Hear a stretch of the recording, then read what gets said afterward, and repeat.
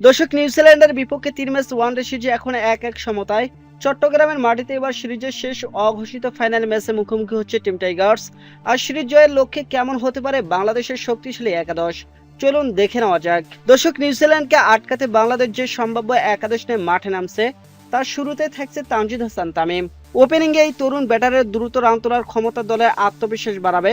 বিশেষ করে গেল ম্যাচে তানজিদ হাসান তামিম যা করে দেখিয়েছেন তার রীতিমতো অবিশ্বাস্য। এদিকে তার সঙ্গী হিসেবে থাকছেন সাইফ হাসান।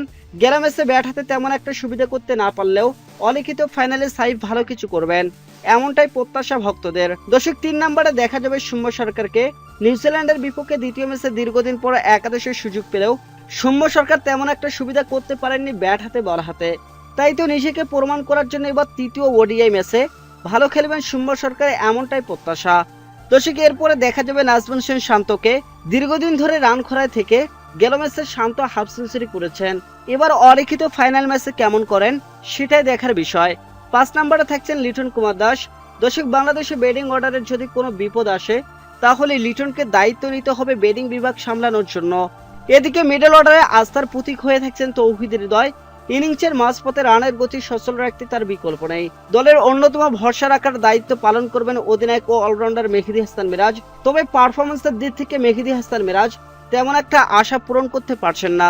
দেখা যাক তৃতীয় ম্যাচে কেমন করেন তিনি। তো সেদিকে মিরাজের সাথে স্পিন বিভাগে থাকছেন রিশাদ হোসেন। টিউ ব্যাটারদের বিপক্ষে তার লেগ স্পিন মাঝের ওভারগুলোতে উইকেট শিকারে মূল ভরসা হতে পারে।